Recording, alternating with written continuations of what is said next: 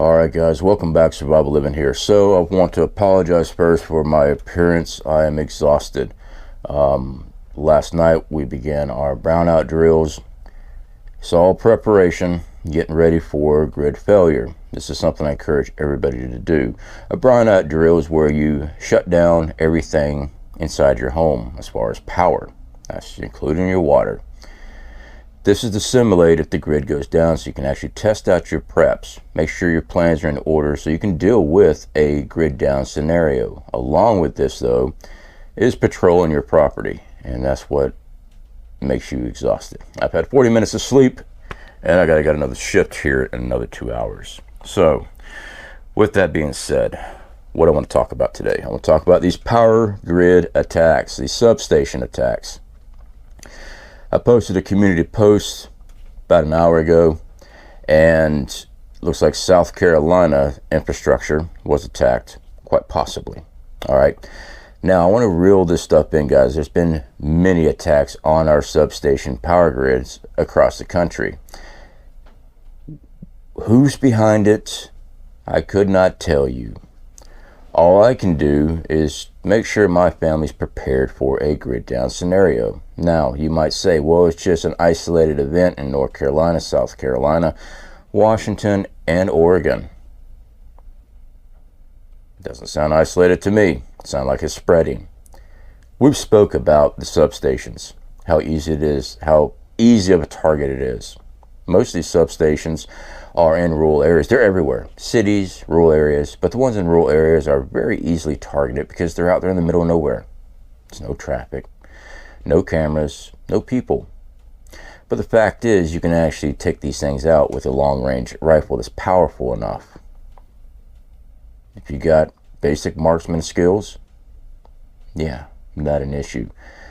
If you're not good with it, you just do like some of the people in, I believe it was Oregon. They cut the fence, went into the facility, when I say facility, then property, and shot it up. Yeah. So with this being said, I want to address a narrative that is being pushed by the media. I did a community post on this, guy, so you should have already seen the video. If not, I don't want to get a copyright hit. So what I'm going to do is I'm going to layer a photo of the news team, and we're going to layer their audio so you guys can hear it. A possible development. We're going to have to work to see if we can get more information on that. But I do want to mention something from the Homeland Security Department. Back in January, the U.S. Department of Homeland Security reported that they warned against domestic extremists and said that they have been developing credible and specific plans to attack electrical infrastructure since at least 2020. What that was related to was 3 men in Ohio engaging in a plot to further white supremacist ideology by attacking the power grid. So these attacks on infrastructure, it's not something new. It's something that the Department of Homeland Security is looking out for and, in fact, warned of earlier this year. Again, a lot unconfirmed here. We're going to work to find out more information. But anytime there's a shooting near an electrical substation, given what happened in Moore County just last weekend, it is cause for concern. For now, Julian Sador, Queen City News. Julian, we appreciate the update. Thank you very much. Now, I won't know if that's been released yet or not until I go to upload this, because the platform has nailed our channel big time. I've got many of you contacting me, dude, what happened? Are you not producing videos anymore? I produce a video about every 1 to 2 days. I've never stopped. It's the platform. If you're watching this video now, your notification bell is probably active, but go ahead and check it for me. That's the biggest thing. Our channel took off because we speak facts, we speak truth, we show you what we do. We don't just sit here and yah-yah at you. We show you, we film everything, show you how to prepare for, how to train. Unfortunately, the narrative, the platforms, all this stuff, they don't want you to be self-sufficient. They don't want you to survive on your own. They want you to, daddy government, give me, yes sir, may I have another. Oh, you want me to do this now for that? Oh, okay, no problem. Give up this freedom for what? Sure, not a problem. I got to feed my kids. That's what they want you to do. But with this narrative, white supremacy. Now, was there an attack planned? Yes, I believe it was, they were sentenced in February, if I remember correctly. There should be a pop-up there for domestic tea. Yes, some words are flagged here. Again, they met online in a chat room. Started talking about plotting it out. Guys, you do understand, everything you watch through your phone, through your TV, through your computer is watched, is flagged. You go in a file. Now, I've seen the comments, well, there's not enough personnel to watch everything. That's why they have AI algorithms. These words go into a database, kind of like this platform right here. If I say certain words, it gets flagged. If I say too many of them or the wrong word that they're really looking for, oh yeah, they grab that video, they review the crap out of it. My videos today go to a 3 to 4 hour processing time for review before I can release. I haven't done anything wrong. I've been abiding by their community guidelines. Great standing with the platform. But it's what I speak about, what I show you. So this narrative of white supremacy, guys, don't buy into the BS. If this is a coordinated event, a FF event, in my beliefs, quite possibly, or people are now just so fed up with our government. They're so sick and tired of the hashtag AOCs.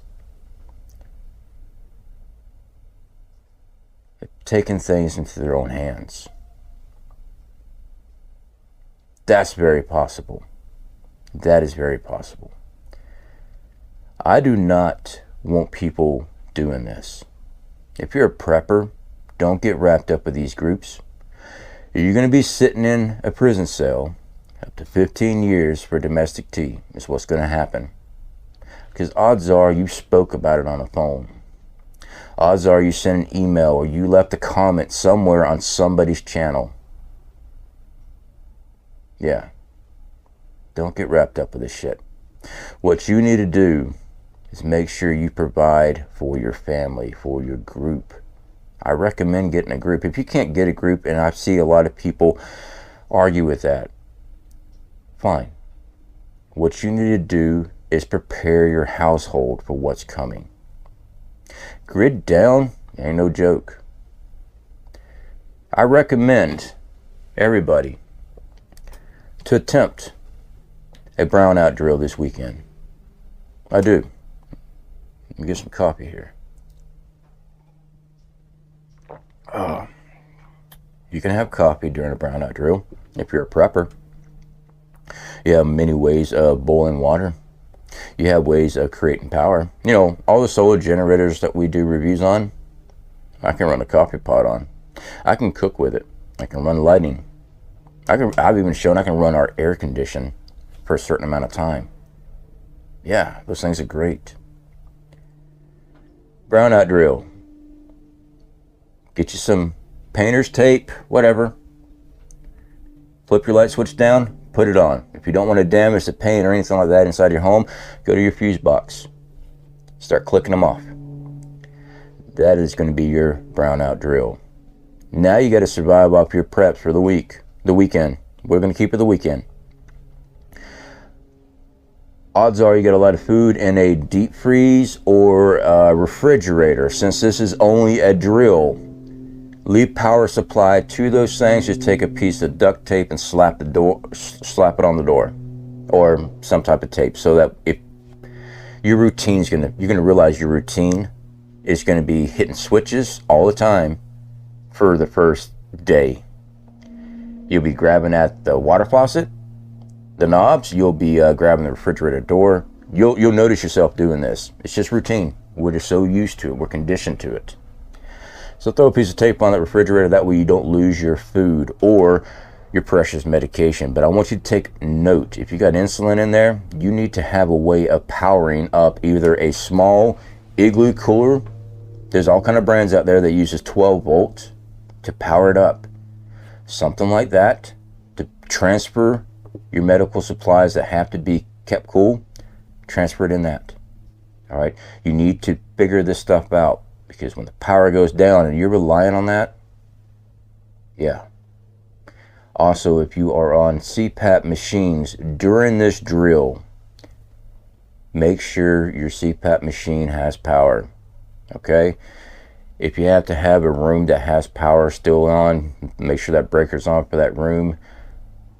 Do not put yourself in danger during these drills, but I want you to take mental notes and then act on those notes. If you realize that, hey, I can't run my CPAP machine if I do this brownout drill, so what do you need to do?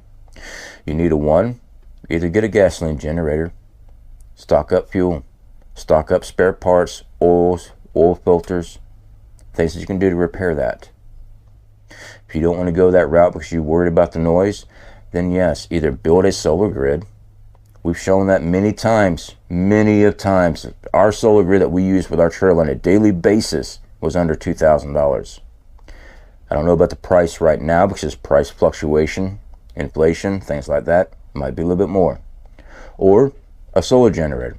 A solar generator run a CPAP machine for a very long time. Even one of the cheaper ones, we've shown cheaper ones, and I pointed out, they're not designed to run a whole house, but they'll run a CPAP machine for several hours. Those little 300 watt ones, they'll run a CPAP machine for a very long time. Or you can get the larger ones, like the Oupes 2400 or the Patriots 1800. There's so many out there. We've done so many reviews. There should be a pop-up up here. That's a playlist where I go through all these solar generators, show you what they can and cannot do. So if you're required to have power from medical, take notes, take action. Make sure you have a power supply. All right. One of the cheapest ways is a gasoline generator. Cats. Now have ways of cooking food. The simplest, easiest way is a propane stove. This is a Ozark Trail or a Coleman. I'm exhausted. I'm trying to operate in a very loose sleep here, which is something you need to be working on too. Coleman stove. These things are great. Use them in a well-ventilated area, guys. It is propane. When you burn propane, please hear me out on this. It creates carbon monoxide. Carbon monoxide is deadly, so make sure it's in a well-ventilated area. Now, if you are in a very cold zone, you need to have some type of heat. Without electricity, what is your heat source?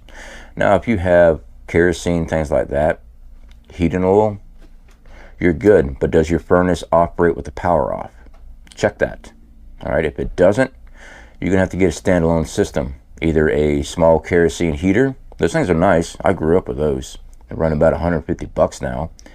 Or the little buddy heaters, little propane ones. Now those, again, propane, well ventilated area. You've got its carbon monoxide.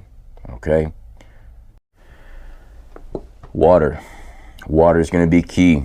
If you are reliant on water, if you're relying on water, of course we're relying on water. Duh. If you're relying on power to produce water for you, which we all are, pretty much, I'm going to say 99.9999999% of us have some type of pump that pumps water, either it's from a well or the city. Grid goes down, your water stops. How much water do you have on hand? If you think you've got enough, test it. Test it. See how fast you'll go through water from cooking, cleaning, bathing. You'll go fast. The whole 1 gallon a day per person, that's just enough to keep your vital organs working correctly. That's it. If you actually figure in how much water you actually use a day, a lot. You know, when I do my outdoor survival videos down here in Florida, I go through 7 to 8 gallons of water throughout the day and night. It's that hot. It's that hot. If I don't hydrate, I won't make it out. And that's not including bathing. Usually I find a creek somewhere where I can just drop on in, wash up, something to regulate my temperature a little bit. You'll be amazed how much water you drink, and also cooking the food. So that's 7 to 8 gallons, middle of summertime, yeah. Now with these brownout drills, guys, you've got to do patrol on your property. If you're the only one with power, people see that, people started coming. If you got a gasoline generator, you will be chaining it up outside. Hopefully you chain it, run cable, padlock, whatever. Now you can cut those things with bolt cutters, of course. Multiple chains. Basically it just makes it a little bit longer for someone to walk up, cut it off, and run off your generator. My generator is heavy. That thing's 80 pounds without fuel. Now add 3 gallons of fuel in there. Can someone run off with it? Not when I'm on patrol. I'm there. They don't know where I'm at either.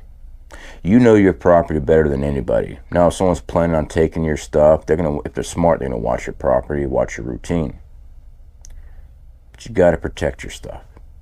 I cannot tell you what to do with a trespasser during a shit hits the fan event.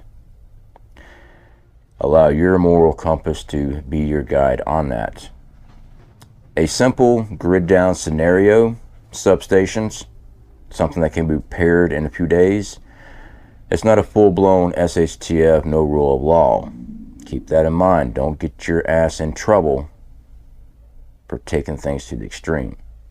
But you do have a right to protect your stuff. Check your laws. Do you have the right to drop, to swack somebody if they come on your property in the middle of the night trying to steal your equipment?